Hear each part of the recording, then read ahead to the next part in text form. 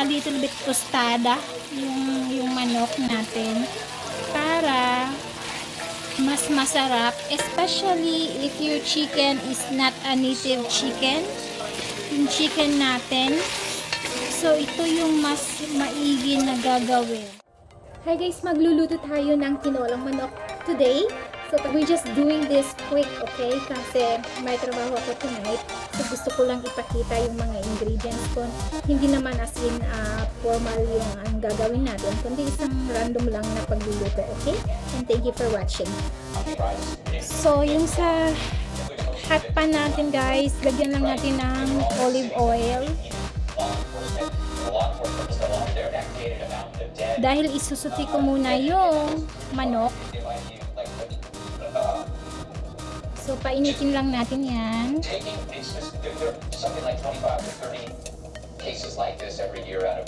So, itong manok na ito guys, chicken, nilagyan ko ng asin at saka unahin ko itong lamas dahil ito yung nakakawala ng langsa.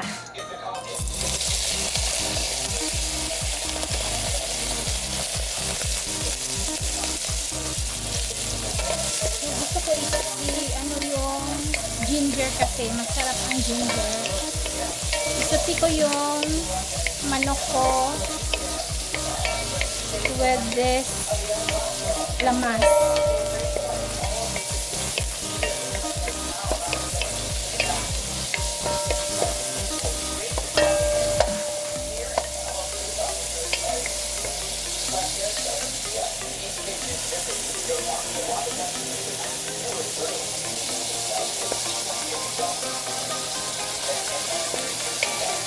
I put garlic also, guys.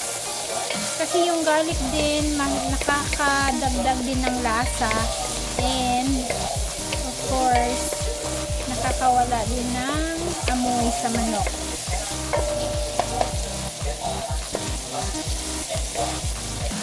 And then you add the chicken. Nahihirapan ako. Yung chicken natin, i-add natin.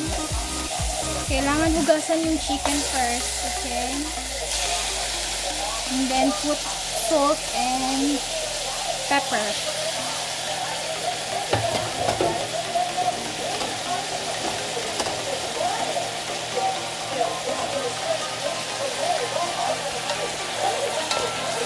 So let it just brown, simmer a little bit, and then add a little bit of salt.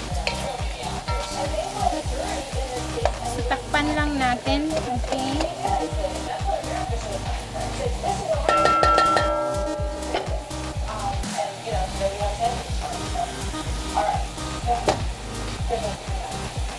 So add a little bit salt. And then takpan natin at siguro mga 5 minutes. Alright guys, okay, my chicken is brown and the onion is caramelized already. So ito yung gusto natin, yung medyo maano siya, parang a little bit tostada yung manok natin para mas masarap, especially if your chicken is not a native chicken, yung chicken natin. So ito yung mas maigi na gagawin. Kailangan natin siyang isaute muna. Okay, parang okay na ito guys eh. Yan, pwede ko nang i-add yung water this time, okay? Kasi wala na rin akong time. So kung gusto niyo pang i-brown or caramelize more, just add a little bit more time, like 5 minutes, and it would be a little bit brown more. The chicken will be a little bit toasted. So for me, that's good. I-add ko na yung tubig. At saka healthy siya dahil olive oil naman yung sinute ko for that chicken. So I will grab some water. I will add this sayote now kasi gusto ko after boil I'll add the green leafy vegetable. So I will add this sayote.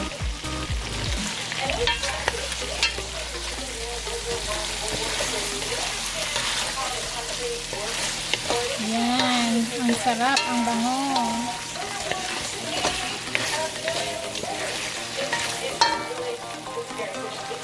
So I add also my tanglad. Yeah, lemongrass. I add that also. So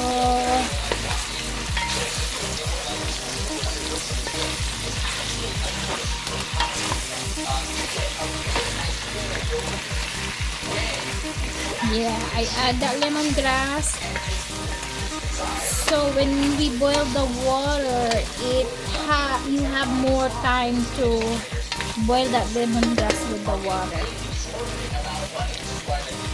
So you can add 2.5 cup water.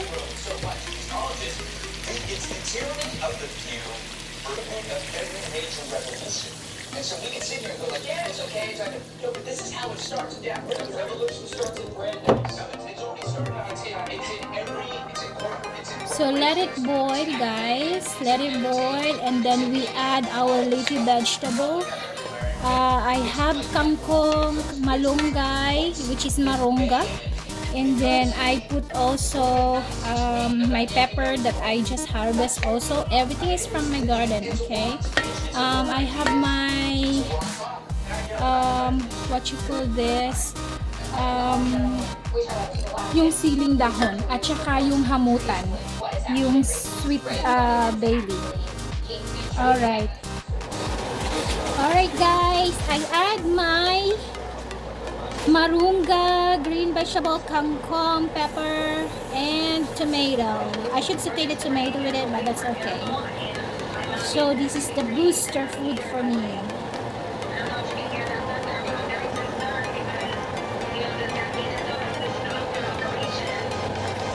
There you go. It's good.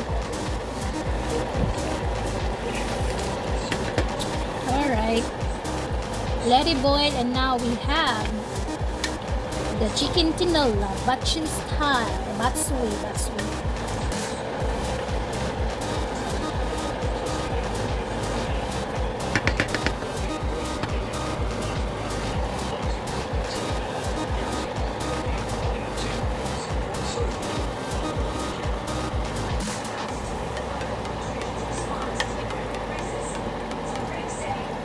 Tinulang manok sa maulan.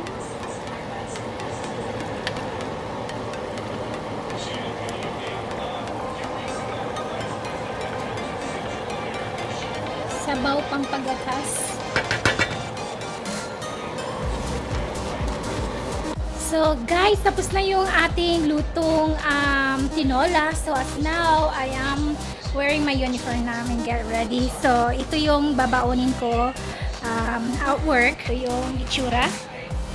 Yan yung aking babaonin. Yan ang aking tinola. Binahog ko sa aking rice. So I hope you guys have a good night and enjoy. See you next time, and God bless.